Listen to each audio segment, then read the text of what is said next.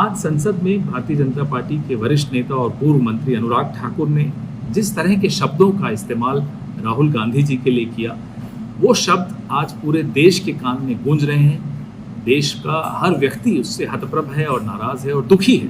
लेकिन भारतीय जनता पार्टी का असली चेहरा भी लोगों के सामने आ गया है। ये मानसिकता सिर्फ भारतीय जनता पार्टी की ही हो सकती है कि एक ऐसे आदमी के लिए इस तरह के अपशब्दों का इस्तेमाल करें जो एक शहीद परिवार का बेटा है। उनसे ये पूछा जाए कि आपकी तो जात का ही पता नहीं है। हम बताते हैं राहुल गांधी की जात क्या है।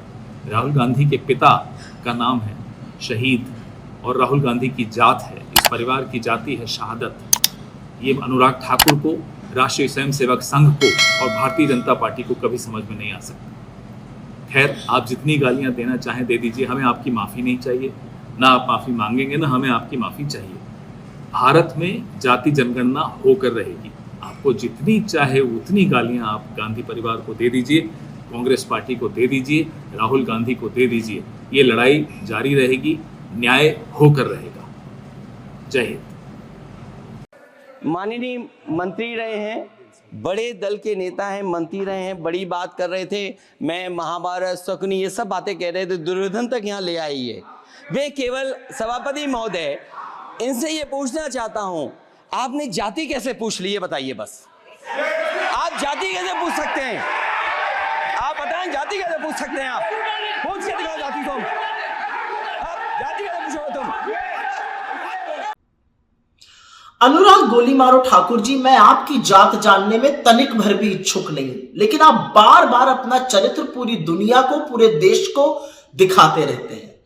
दिल्ली में भड़काऊ दंगे हुए और उसके दौरान आपने मंच से गोली मारने के नारे लगवाए। आप वही अनुराग ठाकुर हैं। आप वही अनुराग ठाकुर हैं जिसने आज सदन में मर्यादा की हर सीमा लांघ दी। आप वही अनुराग गोली मारो ठाकुर हैं जिसके पास जब कहने को कुछ नहीं बचता, और वैसे भी आपके पास कहने को कभी कुछ औचित्य वाला होता ही नहीं है, तो आप औनी पौनी बेफिजूल की बातें, भड़काऊ भाषण, नफरती एजेंडा चलाने लगते हैं। और आज आपने वही सदन में भी किया, वरना आपकी उपयोगिता ही क्या है आपकी पार्टी में? आपने ऐसा कौन सा राजनीतिक कीर्तिमान स्थापित किया है? यही ट्रोल बने रहना, यही अपशब्द बोलना, यही मर्यादा को लांघना तो आपकी पहचान है। कल निर्मला जी जातिगत जनगणना को सुनकर सदन में खी कर रही थी।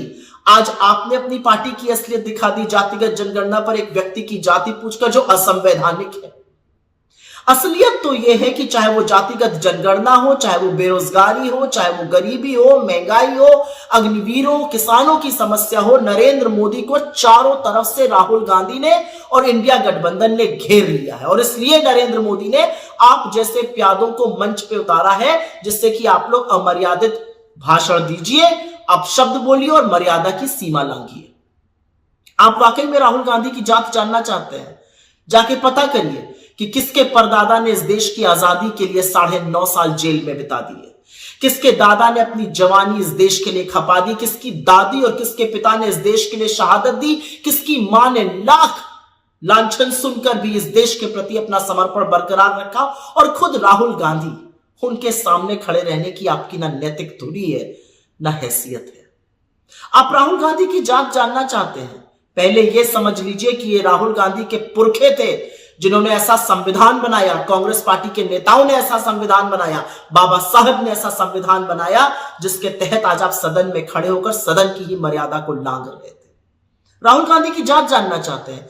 चले जाइए रामचेत मोची के पास, वो बताएगा राहुल गांधी की जात। चले जाइए रामेश्वर सब्जी बेचने वाले के पास, चले जाइए निर्भया की मां के पास, चले जाइए हाथरस की गुड़िया के परिवार के पास, चले जाइए तमाम शहीद अग्निवीरों के परिवार के पास, चले जाइए इस देश के करोड़ों दलित, शोषित, वंचित आदिवासी लोगों के पास। वो आपको राहुल गांधी की जात बता देंगे। और अगर फिर भी ना मन भरे तो सड़क पर निकल जाइएगा और राहुल गांधी का नाम लीजिएगा, और फिर देखिएगा कि यह देश अपने बेटे, अपने भाई को किस मोहब्बत से, किस अदब से, किस सम्मान से ट्रीट करता है। शायद आपको तब समझ में आए कि राहुल गांधी कौन है। लेकिन एक बात याद रखिएगा, जातिगत जनगणना का मन राहुल गांधी ने, इंडिया गठबंधन ने बना लिया है, ठान लिया है, और जातिगत जनगणना हर कीमत पे होके रहेगी। आप कुछ भी कर लीजिए, जातिगत जनगणना तो करानी पड़ेगी।